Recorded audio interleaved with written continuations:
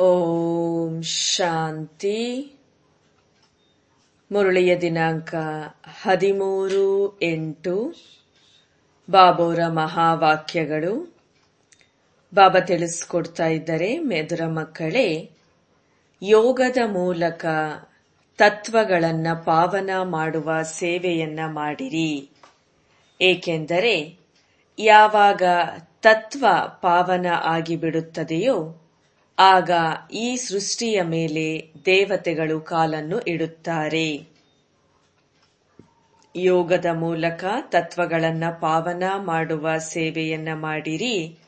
ಏಕೆಂದರೆ ಯಾವಾಗ ತತ್ವ ಪಾವನ ಆಗಿಬಿಡುತ್ತದೆ ಆಗ ಈ ಸೃಷ್ಟಿಯ ಮೇಲೆ ದೇವತೆಗಳು ಕಾಲನ್ನು ಇಡುತ್ತಾರೆ.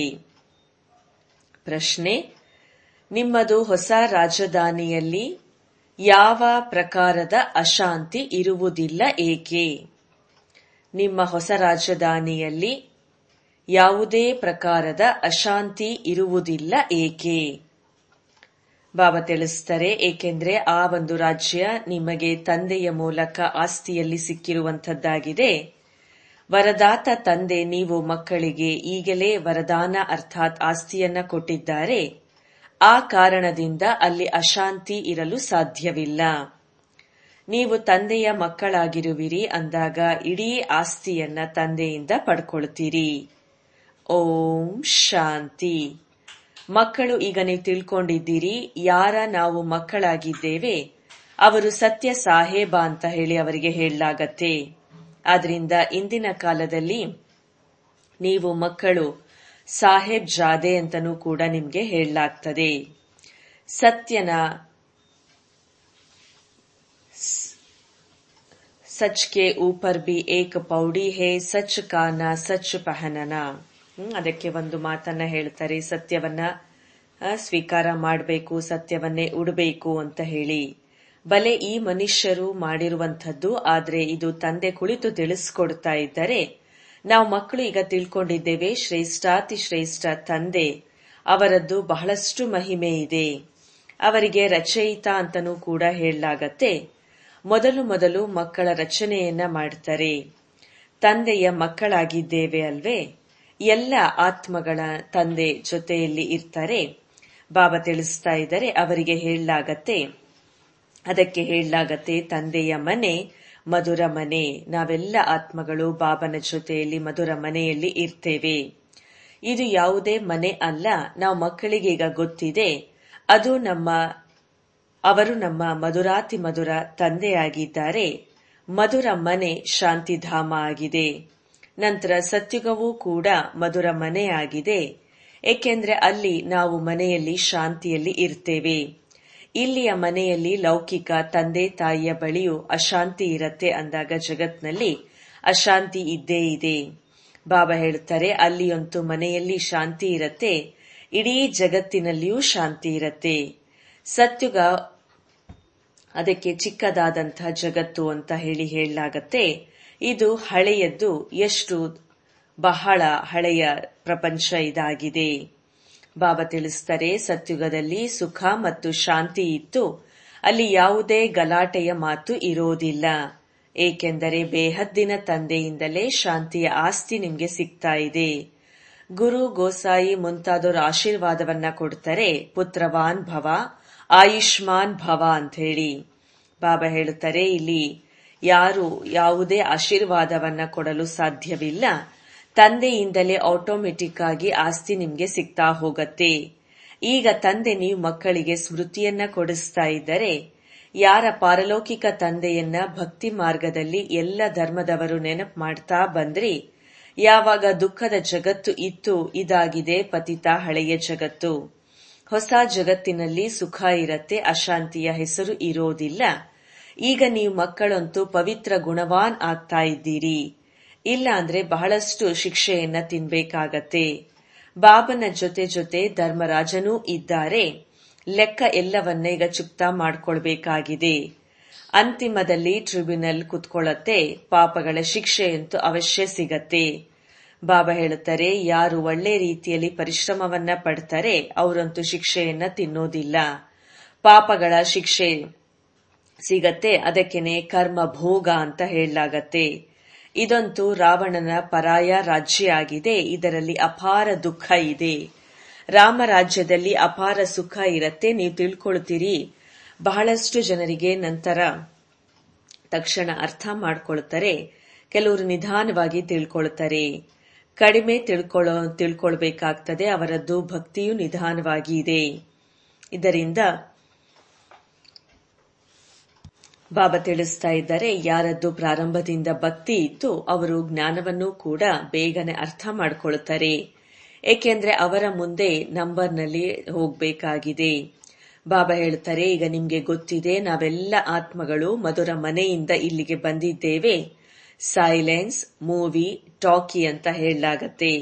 ನಾವು ಮಕ್ಕಳು ಧ್ಯಾನದಲ್ಲಿ ಹೋಗ್ತಾರೆ. ಆಗ ಅಲ್ಲಿ ತಿಳಿಸ್ಕೊಡ್ತಾರೆ, ಅಲ್ಲಿ ಮೂವಿ ನಡೆಯತ್ತೆ. ಅದು ಯಾವುದೇ ಒಂದು ಜ್ಞಾನ ಮಾರ್ಗಕ್ಕೆ ಅದು ಯಾವುದೇ ಕನೆಕ್ಷನ್ ಇಲ್ಲ. ಮುಖ್ಯವಾದ ಮಾತೆ ಆಗಿದೆ, ತಮ್ಮನ ಆತ್ಮ ಎಂದು ತಿಳಿದು ತಂದೆಯನ್ನ ನೆನಪು ಮಾಡಬೇಕು. ಮತ್ತೆ ಇನ್ಯಾವ ಮಾತು ಕೂಡ ಇಲ್ಲ. ತಂದೆ ನಿರಾಕಾರ, ನಾವು ಮಕ್ಕಳು ಆತ್ಮಗಳು ಈ ಶರೀರದಲ್ಲಿ ನಿರಾಕಾರ. ಮಂದಾಗ ಇಲ್ಲಿ ಯಾವುದೇ ಮಾತು ಇರೋದಿಲ್ಲ. ಆತ್ಮ ಕಾ ಲವ್ ತೋ ಏಕ್, ಆತ್ಮದ ಪ್ರೀತಿಯಂತೂ ಒಬ್ಬ ಪರಂಪಿತ ಪರಮಾತ್ಮನ ಜೊತೆ ಇದೆ. ಬಾಬಾ ಹೇಳುತ್ತಾರೆ, ಶರೀರವಂತೂ ಎಲ್ಲವೂ ಪತಿತ ಆಗಿದೆ. ಅಂದಾಗ ಪತಿತ ಶರೀರದೊಂದಿಗೆ ಪ್ರೀತಿ ಇರೋ ಹಾಗಿಲ್ಲ.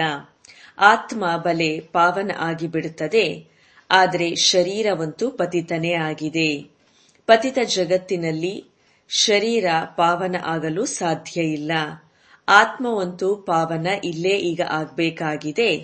ಯಾವಾಗ ಈ ಒಂದು ಹಳೆಯ ಶರೀರದ ವಿನಾಶ ಆಗತ್ತೆ, ಆತ್ಮ ಪಾವನ ಆಗ್ಬಿಡತ್ತೆ. ಆತ್ಮ ಅಂತೂ ಅವಿನಾಶಿಯಾಗಿದೆ. ಆತ್ಮ ಕೆಲಸನೇ ಆಗಿದೆ. ಬೇಹದ್ದಿನ ತಂದೆಯನ್ನ ನೆನಪು ಮಾಡಿ ಬಾಬಾ ತಿಳಿಸ್ತಾರೆ, ಆತ್ಮದ ಕೆಲಸನೇ ಆಗಿದೆ. ಬೇಹದ್ದಿನ ತಂದೆಯನ್ನ ನೆನಪು ಮಾಡಿ ಪಾವನ ಆಗ್ಬೇಕು. ಆತ್ಮ ಪವಿತ್ರ ಆದಾಗ ಶರೀರನೂ ಕೂಡ ಪವಿತ್ರವಾಗಿರೋದೇ ಸಿಗತ್ತೆ. ಅದೆಲ್ಲನೂ ಹೊಸ ಜಗತ್ತಿನಲ್ಲಿ ಸಿಗತ್ತೆ. ಆತ್ಮ ಬಲೆ ಪಾವನ ಆಗಿಬಿಡತ್ತೆ. ಆತ್ಮವನ್ನ ಒಬ್ಬ ಪರಂಪಿತ ಪರಮಾತ್ಮನ ಜೊತೆಗೆ ಯೋಗವನ್ನ ಜೋಡಿಸಬೇಕು. ಬಸ್ ಈ ಪತಿತ ಶರೀರವನ್ನು ಕೂಡ ಟಚ್ ಮಾಡಬಾರದು. ಬಾಬಾ ಹೇಳುತ್ತಾರೆ, ಇಲ್ಲಿ ಆತ್ಮಗಳೊಂದಿಗೆ ತಂದೆ ಮಾತನಾಡ್ತಾ ಇದ್ದಾರೆ. ಇದೆಲ್ಲ ತಿಳಿದುಕೊಳ್ಳುವಂಥ ಮಾತಾಗಿದೆ.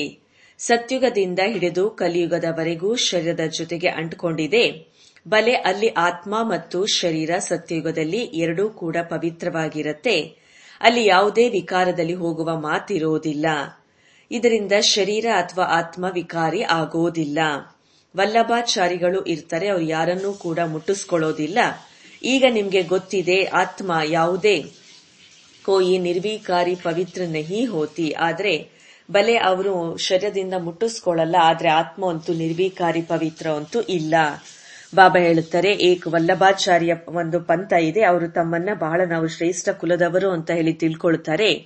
ಶರೀರವನ್ನು ಕೂಡ ಟಚ್ ಮಾಡಿಸ್ಕೊಳ್ಳೋದಿಲ್ಲ. ಈ ರೀತಿ ತಿಳ್ಕೊಳ್ಳೋದಿಲ್ಲ. ನಾವು ವಿಕಾರಿ ಅಪವಿತ್ರರಾಗಿದ್ದೇವೆ ಅನ್ನೋದು ಅವರಿಗೆ ಗೊತ್ತಿರೋದಿಲ್ಲ. ಶರೀರವಂತೂ ಭ್ರಷ್ಟಾಚಾರದಿಂದಲೇ ಜನ್ಮವಾಗ್ತದೆ. ಈ ಮಾತುಗಳನ್ನ ತಂದೆನೇ ಬಂದು ತಿಳಿಸ್ಕೊಡ್ತಾರೆ.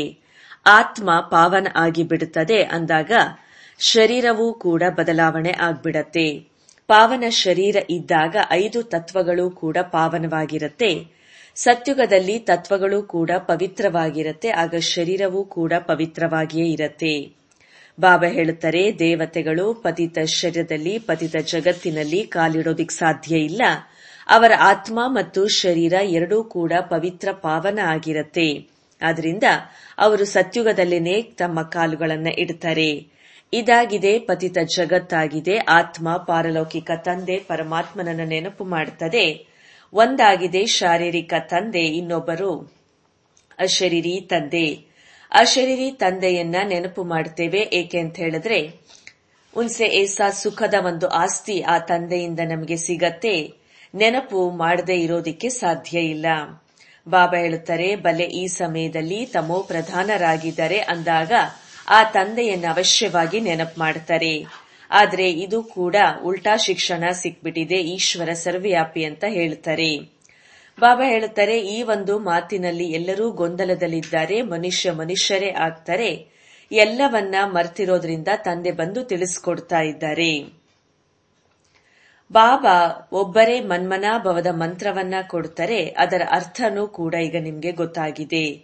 ತಮ್ಮನ್ನ ಆತ್ಮ ಎಂದು ತಿಳಿದು ತಂದೆಯನ್ನ ನೆನಪು ಮಾಡಿ ಇದೇ ಒಂದು ಲಗನ್ನಲ್ಲಿ ಇರಬೇಕು. ಇದರಿಂದಲೇ ನೀವು ಆತ್ಮ ಪಾವನ ಆಗಿ ಬಿಡುವಿರಿ. ದೇವತೆಗಳು ಪವಿತ್ರವಾಗಿದ್ರು. ಈಗ ತಂದೆ ಬಂದು ಪುನಃ ಈ ರೀತಿ ಪವಿತ್ರರನ್ನಾಗಿ ಮಾಡ್ತಾ ಇದ್ದಾರೆ. ಸಮ್ಮುಖದಲ್ಲಿ ಗುರಿ ಉದ್ದೇಶವನ್ನ ಕೊಟ್ಟಿದ್ದಾರೆ. ಈ ಮೂರ್ತಿಗಳನ್ನ ಮಾಡುವಂತವ್ರು ಇರ್ತಾರೆ. ಮನುಷ್ಯರ ಮುಖ ನೋಡಿ ತಕ್ಷಣ ಇವರು ಅವರದ್ದೇ ಚಿತ್ರ ಮಾಡ್ಬಿಡ್ತಾರೆ. ಹೇಗೆ ಅವರು ಜೀತ್ ಜಗಾತಾ ಸಾಮ್ನೆ ಬೈಠಾ ಹೇ ವತೋ ಜಡ್ ಭೂತ್ ಕೋ ಜಾತೆ ಹೇ ಯಹ ಬಾಪ್ ತುಮ್ಕೋ ಕಾತೆ ಹೇ. ಇಲ್ಲಿ ತಂದೆ ಕುಳಿತು ನಮ್ಗೆ ಹೇಳುತ್ತಾ ಇದ್ದಾರೆ, ಈ ರೀತಿ ಚೈತನ್ಯ ಲಕ್ಷ್ಮೀ ನಾರಾಯಣರು ಈಗ ಆಗ್ಬೇಕಾಗಿದೆ. ಹೇಗೆ ಆಗುವಿರಿ? ಮನುಷ್ಯರಿಂದ ದೇವತೆಗಳು. ನೀವು ಈ ಒಂದು ಶಿಕ್ಷಣದಿಂದಲೇ ಪವಿತ್ರರು ಆಗ್ತೀರಾ. ಈ ಒಂದು ಶಾಲೆಯಲ್ಲಿ ಮನುಷ್ಯರಿಂದ ದೇವತೆಗಳು ಆಗ್ತೀರಾ. ಬಾಬಾ ಹೇಳುತ್ತಾರೆ, ಆ ಒಂದು ಜನರು ಈ ಭೂತ ಮುಂತಾದವುಗಳನ್ನ ಮಾಡ್ತಾರೆ. ಅದರ ಒಂದು ಆರ್ಟ್ ಅಂತ ಹೇಳಿ ಅವರು ಹೇಳುತ್ತಾರೆ. ಮತ್ತೆ ಅದೇ ಒಂದು ಮುಖ ಚೇರೆಯನ್ನ ಮಾಡ್ತಾರೆ. ಇದರಲ್ಲಿ ಹೂ ಬಹು ಕಿ ಬಾತ್ ಅಂತೂ ಇರೋದಿಲ್ಲ. ಈ ಒಂದು ಜಡಚಿತ್ರಗಳಿದೆ, ಅಲ್ಲಂತೂ ನೀವು ನ್ಯಾಚುರಲ್ ಚೈತನ್ಯವಾಗೇ ಇರ್ತೀರಿ. ಸತ್ಯಯುಗದಲ್ಲಿ 5 ತತ್ವಗಳು ಕೂಡ ಚೈತನ್ಯ ಶರೀರವಾಗಿಯೇ ಇರತ್ತೆ. ಬಾಬಾ ಹೇಳುತ್ತಾ ಇದ್ದಾರೆ, ಈ ಒಂದು ಜಡಚಿತ್ರ ಮನುಷ್ಯರದ್ದು ಮಾಡಲಾಗಿದೆ. ಹೂ ಬಹು ತೋ ಹೋ ನಾ ಸಕೆ ಕ್ಯೂಂಕಿ ದೇವತಾಂಕೋ ಫೋಟೋ ತೋ ನಿಕಲ್ ನಾ ಸಕೆ. ಬಲೆ ದೇವತೆಗಳ ಚಿತ್ರಗಳನ್ನ ತಯಾರು ಮಾಡ್ತಾರೆ, ಆದ್ರೆ ಚೈತನ್ಯದಲ್ಲಿ ಇದ್ದಾಗ ಅವ್ರು ಹೇಗಿದ್ರು ಅದೇ ರೀತಿಯಂತೂ ಮಾಡೋದಿಕ್ಕೆ ಸಾಧ್ಯ ಇಲ್ಲ. ಧ್ಯಾನಾವಸ್ಥೆಯಲ್ಲಿ ಹೋಗಿ ಬಲೆ ಸಾಕ್ಷಾತ್ಕಾರವನ್ನ ಮಾಡ್ಕೊಂಡು ಬಂದಿದ್ದಾರೆ, ಆದ್ರೆ ಅದೇ ಫೋಟೋವನ್ನ ಇಲ್ಲಿ ತೆಗೆಯಕ್ಕೆ ಆಗೋದಿಲ್ಲ. ಅವರು ಹೇಳ್ತಾರೆ, ನಾವು ಈ ರೀತಿಯ ಸಾಕ್ಷಾತ್ಕಾರದಲ್ಲಿ ನೋಡಿದ್ವಿ ಅಂತ ಹೇಳಿ. ಚಿತ್ರ ತೋ ನಾ ಖುದ್ ನಾ ಕೋಯಿ ಅವ್ರ ಬನಾ ಸಕೆ. ಸ್ವಯಂ ಆ ಚಿತ್ರಗಳನ್ನ ನೋಡಿ ಬಂದವರು ಕೂಡ ಮಾಡಕ್ಕಾಗಲ್ಲ, ಬೇರೆಯವರಿಗೂ ಆ ರೀತಿ ಮಾಡ್ಸಕ್ ಬರೋದಿಲ್ಲ. ಖುದ್ ऐसा तब बनेंगे जब बाबा से नॉलेज लेकर ಪೂರಿ ಕರೆಂಗೆ. ಯಾವಾಗ ಸ್ವಯಂ ತಯಾರಾಗ್ತಾರೆ, ತಂದೆಯಿಂದ ಪೂರ್ಣ ಜ್ಞಾನವನ್ನ ಪಡ್ಕೊಳ್ತಾರೆ, ಹೂಬಹು ಮತ್ತೆ ರಿಪೀಟ್ ಅದೇ ರೀತಿ ಚಾಚೂ ತಪ್ಪದೆ ಅದೇ ರೀತಿಯಾಗಿ ಮತ್ತೆ ದೇವತೆಗಳು ಆಗ್ತಾರೆ. ಬಾಬಾ ಹೇಳ್ತಾರೆ, ಇದು ಎಂತಹ ಅದ್ಭುತವಾದಂತಹ ನಾಟಕ ಆಗಿದೆ. ಇದನ್ನ ತಂದೆನೇ ಕುಳಿತು ಎಲ್ಲವನ್ನ ತಿಳಿಸ್ಕೊಡ್ತಾ ಇದ್ದಾರೆ. ಮನುಷ್ಯರಂತೂ ಈ ಮಾತುಗಳಿಗೆ ವಿಚಾರನೆ ಬರೋದೇ ಇಲ್ಲ. ಅವರುಗಳ ಮುಂದೆ ಹೋಗಿ ತಲೆಬಾಗ್ತಾರೆ, ತಿಳ್ಕೊಳ್ತಾರೆ ಇವರು ರಾಜ್ಯವನ್ನ ಮಾಡಿ ಹೋಗಿದ್ದಾರೆ ಅಂತ ಹೇಳಿ. ಆದ್ರೆ ದೇವತೆಗಳ ಮುಂದೆ ಹೋಗಿ ತಲೆ ಬಾಗ್ತಾರೆ. ಆದ್ರೆ ಈ ದೇವತೆಗಳು ಯಾರು, ಏನು, ಯಾವಾಗಿದ್ರು ಪತಾ ನಹಿ, ಏನೂ ಕೂಡ ಗೊತ್ತೇ ಇಲ್ಲ. ಬಾಬಾ ಹೇಳುತ್ತಾರೆ, ಮತ್ತೆ ಯಾವಾಗ ಬರ್ತಾರೆ, ಏನ್ ಮಾಡ್ತಾರೆ, ಕುಚ್ ಪತಾ ನಹಿ. ನಿಮ್ಗೆ ಈಗ ಗೊತ್ತಿದೆ, ಸೂರ್ಯವಂಶಿ ಚಂದ್ರವಂಶಿಗಳು ಇದ್ದು ಹೋಗಿದ್ದಾರೆ, ಮತ್ತೆ ಈಗ ಪುನಃ ತಯಾರಾಗ್ತಾ ಇದ್ದಾರೆ ಈ ಒಂದು ಬಾಬಾ ಕೊಡುವ ಜ್ಞಾನದಿಂದಲೇ. ಇದೆಲ್ಲ ಅದ್ಭುತ ಆಗಿದೆ ಅಲ್ವಾ? ಈಗ ತಂದೆ ತಿಳಿಸ್ಕೊಡ್ತಾರೆ, ಈ ರೀತಿ ಪುರುಷಾರ್ಥ ಮಾಡೋದ್ರಿಂದಲೇ ದೇವತೆಗಳು ಆಗುವಿರಿ. ಆಕ್ಟಿವಿಟಿ ವಹಿ ಚಲೇಗಿ ಜೋ ಸತ್ಯುಗ ತ್ರೇತಾಮೇ ಚಲಿ ಹೇ. ಯಾವ ರೀತಿ ನಡೀತು ಮತ್ತೆ ಪುನಃ ಈಗ ಅದೇ ರೀತಿಯಾಗಿ ನಡೆಯುತ್ತೆ. ಇದು ಎಂತಹ ಒಂದು ಅದ್ಭುತವಾದಂತಹ ಜ್ಞಾನ ಆಗಿದೆ. ಈಗ ಇದು ಬುದ್ಧಿಯಲ್ಲಿ ಕುಳಿತುಕೊಳ್ಬೇಕು, ಆಗ ಮನಸ್ಸು ಬುದ್ಧಿ ಎಲ್ಲವೂ ಸ್ವಚ್ಛವಾಗಿ ಬಿಡುತ್ತದೆ. ಬಾಬಾ ಹೇಳುತ್ತಾರೆ, ಎಲ್ಲರ ಬುದ್ಧಿಯಲ್ಲಿ ಈ ಮಾತುಗಳು ಕುತ್ಕೊಳ್ಳೋದೇ ಇಲ್ಲ, ಪರಿಶ್ರಮ ಪಡಬೇಕಾಗತ್ತೆ. ಪರಿಶ್ರಮ ಇಲ್ಲದೆ ಯಾವುದೇ ಫಲವಂತೂ ಸಿಗೋದಿಲ್ಲ. ತಂದೆಯಂತೂ ಪುರುಷಾರ್ಥ ಮಾಡಿಸ್ತಾ ಇರ್ತಾರೆ, ಬಲೆ ಡ್ರಾಮಾ ಅನುಸಾರ ಆಗತ್ತೆ, ಆದ್ರೆ ಪುರುಷಾರ್ಥವಂತೂ ಮಾಡಬೇಕಾಗಿದೆ. ಸುಮ್ನೆ ಈ ರೀತಿಯಾಗಿ ಹೇಳಿ ಕುಳಿತುಕೊಳ್ಳಕ್ ಆಗೋದಿಲ್ಲ. ಡ್ರಾಮಾದಲ್ಲಿದ್ರೆ ನಮ್ಮಿಂದ ಪುರುಷಾರ್ಥ ನಡೆಯುತ್ತೆ, ಇಲ್ಲ ಅಂದ್ರೆ ಇಲ್ಲ ಅನ್ನೋ ರೀತಿಯಲ್ಲಿ ಹೇಳಿ ಸುಮ್ನೆ ಇರೋ ಹಾಗಿಲ್ಲ. ಈ ರೀತಿ ಒಂದು ಕಾಡಿನ ಜಂಗಲಿ ಖ್ಯಾಲಾತ್ ವಾಲೆ ಈ ರೀತಿ ವಿಚಾರ ಮಾಡ್ತಾರೆ, ನಮ್ಮ ಒಂದು ಅದೃಷ್ಟದಲ್ಲಿ ಇದ್ರೆ ನಾವು ಪುರುಷಾರ್ಥ ಮಾಡ್ತೇವೆ, ನಡೆಯುತ್ತೆ ಅಂತ ಹೇಳಿ. ಅರೆ, ನೀವಂತೂ ಪುರುಷಾರ್ಥ ಮಾಡ್ಲೇಬೇಕಾಗಿದೆ. ಪುರುಷಾರ್ಥ ಮತ್ತು ಪ್ರಾರಬ್ಧ ಇರತ್ತೆ. ಮನುಷ್ಯರು ಕೇಳ್ತಾರೆ, ಪುರುಷಾರ್ಥ ದೊಡ್ಡದೋ ಪ್ರಾರಬ್ಧ ದೊಡ್ಡದೋ ಅಂತ ಹೇಳಿ. ಈಗ ದೊಡ್ಡದು ಪ್ರಾರಬ್ಧ ಆಗಿದೆ, ಆದರೆ ಪುರುಷಾರ್ಥವಂತೂ ದೊಡ್ಡದಾಗೆ ಇಟ್ಕೊಳ್ಬೇಕಾಗತ್ತೆ. ಇದರಿಂದಲೇ ಪ್ರಾರಬ್ಧ ರೂಪಿತ ಆಗತ್ತೆ. ಬಾಬಾ ಹೇಳ್ತಾರೆ, ಪ್ರತಿಯೊಬ್ಬ ಮನುಷ್ಯ ಮಾತ್ರ ಪುರುಷಾರ್ಥದಿಂದಲೇ ಎಲ್ಲವೂ ಪ್ರಾಪ್ತಿಯಾಗತ್ತೆ. कोई ऐसा भी पत्थर बुद्धि हो पड़ते हैं जो उल्टा उठा लेते हैं. ಕೆಲವರು ಈ ರೀತಿ ಕಲ್ಲು ಬುದ್ಧಿಯವರಾಗ್ಬಿಡ್ತಾರೆ. ಅವರು ಉಲ್ಟಾ ತಿಳ್ಕೊಂಡ್ ಬಿಡ್ತಾರೆ, ಈ ರೀತಿ ತಿಳ್ಕೊಳ್ತಾರೆ. ಇನ್ಕಿ ತಕ್ದೀರ್ ಮೇ ನಹಿ ಹೇ, ಟೂಟ್ ಪಡ್ತೆ ಹೇ, ಏನ್ ಮಾಡೋದು, ಇವರ ಒಂದು ಅದೃಷ್ಟದಲ್ಲಿ ಇಲ್ಲ ಅಂತ ತಿಳ್ಕೊಳ್ತಾರೆ. ಇಲ್ಲಿ ನಾವು ಮಕ್ಕಳು ಎಷ್ಟು ಪುರುಷಾರ್ಥವನ್ನ ಬಾಬಾ ಮಾಡಿಸ್ತಾರೆ, ಹಗಲು ರಾತ್ರಿ ತಿಳಿಸ್ಕೊಡ್ತಾರೆ. ತಮ್ಮ ಒಂದು ಕ್ಯಾರೆಕ್ಟರ್ಸ್ ಗಳನ್ನ ಈಗ ಸುಧಾರಣೆ ಮಾಡ್ಕೊಳ್ಬೇಕಾಗಿದೆ. ನಂಬರ್ 1 ಕ್ಯಾರೆಕ್ಟರ್ ಆಗಿದೆ ಪಾವನರಾಗೋದು. ದೇವತೆಗಳಂತೂ ಇರೋದೇ ಪಾವನ ಇದ್ದಾರೆ. ನಂತರ ಯಾವಾಗ ಅವರು ಬೀಳ್ತಾರೆ ಆಗ ಎಲ್ಲ ಕ್ಯಾರೆಕ್ಟರ್ಸು ಹಾಳಾಗೋಗತ್ತೆ, ಏಕದಂ ಪತಿತರಾಗ್ಬಿಡ್ತಾರೆ. ಈಗ ನೀವು ತಿಳ್ಕೊಂಡಿದ್ದೀರಿ ನಮ್ಮದು A1 ಕ್ಯಾರೆಕ್ಟರ್ ಇತ್ತು, ನಂತರ ಏಕದಂ ಬಿದ್ದ್ಬಿಟ್ಟಿದೀವಿ. ಎಲ್ಲನೂ ಕೂಡ ಪವಿತ್ರತೆಯ ಮೇಲೆ ಆಧಾರ ಆಗಿದೆ. ಇದರಿಂದಲೇ ಬಹಳಷ್ಟು ಕಷ್ಟ ಆಗತ್ತೆ, ಈ ವಿಚಾರದಲ್ಲಿಯೇ ಬಹಳಷ್ಟು ಕಷ್ಟ ಆಗತ್ತೆ. ಬಾಬಾ ಹೇಳುತ್ತಾರೆ, ಮನುಷ್ಯರ ಕಣ್ಣುಗಳು ಬಹಳಷ್ಟು ಮೋಸ ಮಾಡತ್ತೆ, ಏಕೆಂದ್ರೆ ಇದು ರಾವಣನ ರಾಜ್ಯ ಆಗಿದೆ. ಇನ್ನು ಸತ್ಯುಗದಲ್ಲಂತೂ ಕಣ್ಣುಗಳು ಮೋಸ ಮಾಡೋದಿಲ್ಲ. ಜ್ಞಾನದ ನೇತ್ರ, 3ನೆಯ ನೇತ್ರ ಸಿಕ್ಕಿರುತ್ತೆ. ಆದ್ರಿಂದ ಧರ್ಮದಲ್ಲಿ ಶಕ್ತಿ ಅಂತ ಹೇಳಲಾಗತ್ತೆ. ಸರ್ವಶಕ್ತಿವಂತ ತಂದೆನೇ ಬಂದು ಈ ದೇವಿ ದೇವತಾ ಧರ್ಮವನ್ನ ಸ್ಥಾಪನೆ ಮಾಡ್ತಾರೆ. ಬಲ್ ಕರ್ತಿ ಹೈತೋ ಸಬ್ ಆತ್ಮ, ಎಲ್ಲಾ ಮಾಡೋದೇ ಆತ್ಮ, ಆದ್ರೆ ಮನುಷ್ಯನ ರೂಪದಲ್ಲಿ ಮಾಡತ್ತೆ. ಅವರು ತಂದೆ ಜ್ಞಾನ ಸಾಗರ, ದೇವತೆಗಳಿಗಿಂತ ಇವರ ಮಹಿಮೆ ಭಿನ್ನನೇ ಆಗಿದೆ. ಈ ರೀತಿ ತಂದೆಯನ್ನ ಯಾಕೆ ನೆನಪು ಮಾಡ್ತೀರಿ? ಬಾಬಾ ಹೇಳುತ್ತಾರೆ, ಅವರು ಜ್ಞಾನ ಪೂರ್ಣ ಬೀಜ ರೂಪ ಆಗಿದ್ದಾರೆ. ಅವರಿಗೆ ಸತ್ ಚಿತ್ ಆನಂದ ಅಂತ ಹೇಳಿ ಯಾಕೆ ಕರೀತೇವೆ?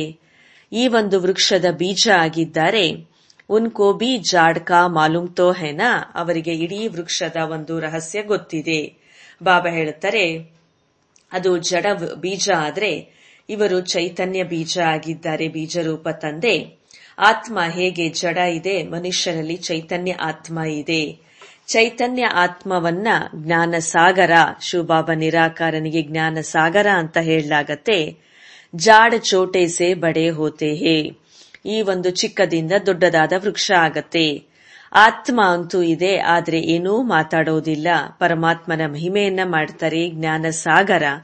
ಈ ಒಂದು ಮಹಿಮೆ ಆತ್ಮನದ್ದು, ಪರಮಾತ್ಮ ಅಂದ್ರೆ ಪರಮಾತ್ಮನದ್ದು ಗಾಯನ ಮಾಡಲಾಗತ್ತೆ.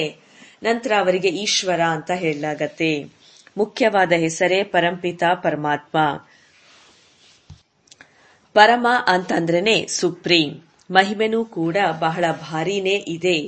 ಈಗ ದಿನ ಪ್ರತಿದಿನ ಮಹಿಮೆಯೂ ಕೂಡ ಕಡಿಮೆ ಆಗ್ತಾ ಇದೆ. ಏಕೆಂದ್ರೆ ಮೊದಲು ಬುದ್ಧಿ ಸತೋ ಪ್ರಧಾನವಾಗಿತ್ತು, ನಂತರ ರಜೋ ತಮೋ ಪ್ರಧಾನ ಆಗಿದೆ. ಎಲ್ಲ ಮಾತುಗಳನ್ನ ತಂದೆನೇ ಕುಳಿತು ತಿಳಿಸ್ಕೊಡ್ತಾರೆ. ನಾನು ಪ್ರತಿ 5000 ವರ್ಷದ ನಂತರ ಬಂದು ಈ ಹಳೆಯ ಜಗತ್ತನ್ನ ಹೊಸ ಜಗತ್ತನ್ನಾಗಿ ಮಾಡ್ತೇನೆ. ಗಾಯನವೂ ಕೂಡ ಮಾಡ್ಲಾಗತ್ತೆ. ಸತ್ಯುಗ ಆದಿಯಲ್ಲಿ ಸತ್ಯತೆ ಇತ್ತು. कोई पौड़ी अच्छी बनाई हुई है क्योंकि वह तो फिर भी इतने पतित नहीं है. ಯಾರು ಕೂಡ ಪತಿತರು ಇರಲಿಲ್ಲ. ನಂತರ ಇನ್ನ ಕೊನೆಯಲ್ಲಿ ಬರುವಂತವರು ಕೂಡ ಇಷ್ಟು ಪತಿತರು ಇರೋದಿಲ್ಲ. ಭಾರತವಾಸಿಗಳೇ ಬಹಳ ಸತೋ ಪ್ರಧಾನರಾಗಿದ್ರು. ಅವರೇ ಮತ್ತೆ ಪುನಃ ಬಹಳ ಜನ್ಮಗಳ ಅಂತಿಮದಲ್ಲಿ ತಮೋ ಪ್ರಧಾನರಾಗ್ತಾರೆ. ಅನ್ಯ ಧರ್ಮಸ್ಥಾಪಕರಿಗಾಗಿ ಈ ರೀತಿಯಾಗಿ ಹೇಳೋದಿಲ್ಲ. ಅವರು ಇಷ್ಟು ಸತೋ ಪ್ರಧಾನರೂ ಆಗೋದಿಲ್ಲ, ಇಷ್ಟು ತಮೋ ಪ್ರಧಾನರೂ ಆಗೋದಿಲ್ಲ. ಅವರು ಬಹಳ ಸುಖವನ್ನೂ ಕೂಡ ನೋಡೋದಿಲ್ಲ, ಬಹಳ ದುಃಖವನ್ನೂ ನೋಡೋದಿಲ್ಲ. ಎಲ್ಲರಿಗಿಂತ ಜಾಸ್ತಿ ತಮೋ ಪ್ರಧಾನ ಬುದ್ಧಿ ಯಾರದ್ದಾಗತ್ತೆ ಅಂದ್ರೆ, ಯಾರು ಮೊದಲು ದೇವತೆಗಳಾಗಿದ್ರೋ ಅವರೇ ಎಲ್ಲಾ ಧರ್ಮಕ್ಕಿಂತನೂ ಜಾಸ್ತಿ ಬೀಳ್ತಾರೆ. ಬಲೆ ಭಾರತದ ಮಹಿಮೆಯನ್ನ ಮಾಡ್ತಾರೆ, ಏಕೆಂದ್ರೆ ಇದು ಬಹಳ ಹಳೆಯದ್ದಾಗಿದೆ. ವಿಚಾರ ಕಿಯಾ ಜಾಯೆ ತೋ ಇಸ್ ಸಮಯ ಭಾರತ ಬಹಳ ಕೆಳಮಟ್ಟಕ್ಕೆ ಬಂದಿದೆ. ಉತ್ಥಾನ ಮತ್ತು ಪತನ ಭಾರತದ್ದೇ ಇದೆ, ಅಂದ್ರೆ ದೇವಿ ದೇವತೆಗಳದ್ದು. ಇದೆಲ್ಲ ಬುದ್ಧಿಯಿಂದ ಕೆಲಸ ತಗೊಳ್ಬೇಕಾಗಿದೆ. ನಾವು ಸುಖನೂ ಕೂಡ ಬಹಳ ನೋಡಿದ್ವಿ. ಯಾವಾಗ ಸತೋ ಪ್ರಧಾನರಾಗಿದ್ವಿ, ನಂತರ ದುಃಖನೂ ಬಹಳ ನೋಡಿದ್ವಿ, ಏಕೆಂದ್ರೆ ತಮೋ ಪ್ರಧಾನರಾದ್ವಿ. ಮುಖ್ಯವಾಗಿರೋದೇ 4 ಧರ್ಮ: ದೇವತಾ, ಇಸ್ಲಾಂ, ಬೌದ್ಧ, ಕ್ರಿಶ್ಚಿಯನ್. ಬಾಕಿ ಇದರಿಂದಲೇ ವೃದ್ಧಿಯಾಗ್ತಾ ಹೋಗತ್ತೆ. ಈ ಭಾರತವಾಸಿಗಳಿಗೆ ಇದು ಗೊತ್ತೇ ಇಲ್ಲ. ನಾವು ಮೂಲತಃ ಯಾವ ಧರ್ಮದವರಾಗಿದ್ದೇವೆ.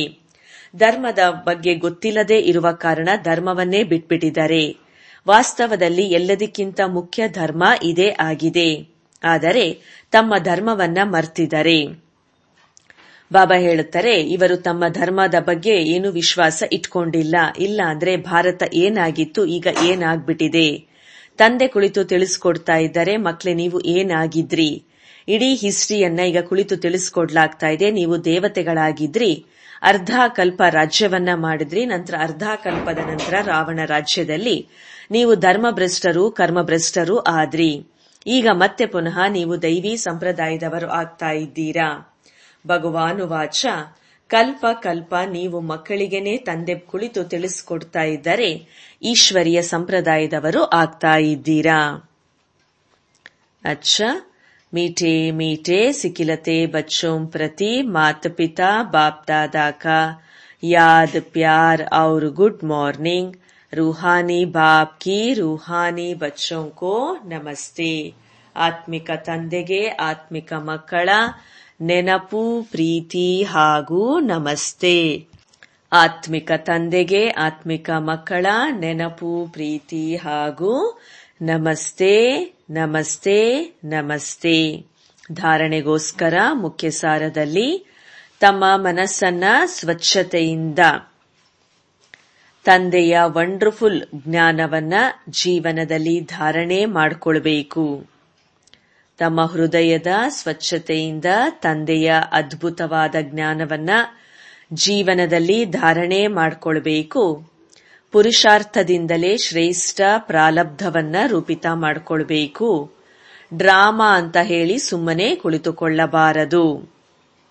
ರಾವಣ ರಾಜ್ಯದಲ್ಲಿ ಕ್ರಿಮಿನಲ್ ಕಣ್ಣುಗಳು ಮೋಸ ಮಾಡತ್ತೆ. ಅದರಿಂದ ಬಚಾವ್ ಆಗೋದಿಕ್ಕೋಸ್ಕರ ಜ್ಞಾನದ ಮೂರನೆಯ ನೇತ್ರದಿಂದ ನೋಡುವಂಥ ಅಭ್ಯಾಸವನ್ನ ಮಾಡಬೇಕು. ಪವಿತ್ರತೆ ಏನು ನಂಬರ್ 1 ಕ್ಯಾರೆಕ್ಟರ್ ಆಗಿದೆ, ಅದನ್ನ ಧಾರಣೆ ಮಾಡಿಕೊಳ್ಬೇಕು. ವರದಾನ: ಬ್ರಾಹ್ಮಣ ಜನ್ಮದ ಜನ್ಮಪತ್ರಿಯನ್ನ ತಿಳಿದು ಸದಾ ಖುಷಿಯಲ್ಲಿ ಇರುವಂತಹ ಶ್ರೇಷ್ಠ ಭಾಗ್ಯವಾನ್ ಆಗಿರಿ. ಬ್ರಾಹ್ಮಣ ಜನ್ಮದ ಜನ್ಮಪತ್ರಿಯನ್ನ ತಿಳಿದು ಸದಾ ಖುಷಿಯಲ್ಲಿ ಇರುವಂತಹ ಶ್ರೇಷ್ಠ ಭಾಗ್ಯವಂತ ಆಗಿರಿ. ಬ್ರಾಹ್ಮಣ ಜೀವನ ಹೊಸ ಜೀವನ ಆಗಿದೆ. ಬ್ರಾಹ್ಮಣ ಆದಿಯಲ್ಲಿ ದೇವಿ ದೇವತೆಗಳಿದ್ರು, ಈಗ ಅವರು ಬಿಕೆ ಅಂತ ಹೇಳಲಾಗತ್ತೆ. ಬ್ರಾಹ್ಮಣರ ಜನ್ಮಪತ್ರಿಯಲ್ಲಿ 3 ಕಾಲನೂ ಒಳ್ಳೆಯದ್ದೇ ಇದೆ. ಏನೆಲ್ಲ ಆಗ್ತಾ ಇದೆ ಅದು ಒಳ್ಳೆಯದೇ, ಏನು ನಡೀತಾ ಇದೆ ಒಳ್ಳೆಯದು, ಏನು ಆಗೋದಿದೆ ಅದು ಬಹಳ ಬಹಳ ಒಳ್ಳೆಯದು. ಬ್ರಾಹ್ಮಣ ಜೀವನದ ಜನ್ಮಪತ್ರಿ ಸದಾನೇ ಒಳ್ಳೆಯದೇ ಗ್ಯಾರಂಟಿ ಇದೆ ಅಂದಾಗ ಸದಾ ಈ ಒಂದು ಖುಷಿಯಲ್ಲಿ ಇರಿ. ಸ್ವಯಂ ಭಾಗ್ಯವಿದಾತ ತಂದೆ ಭಾಗ್ಯದ ಶ್ರೇಷ್ಠ ರೇಖೆಯನ್ನು ಎಳೆದಿದ್ದಾರೆ, ತಮ್ಮವರನ್ನಾಗಿ ಮಾಡಿಕೊಂಡಿದ್ದಾರೆ. ಸ್ಲೋಗನ್: ಏಕರಸ ಸ್ಥಿತಿಯ ಅನುಭವ ಮಾಡಿದಾಗ ಒಬ್ಬ ತಂದೆಯಿಂದಲೇ ಸರ್ವ ಸಂಬಂಧದ ರಸ ಪಡ್ಕೊಳ್ಬಹುದು.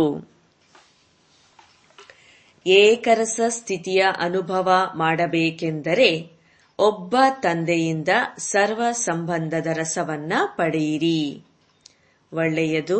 Thank you Baba. Om Shanti.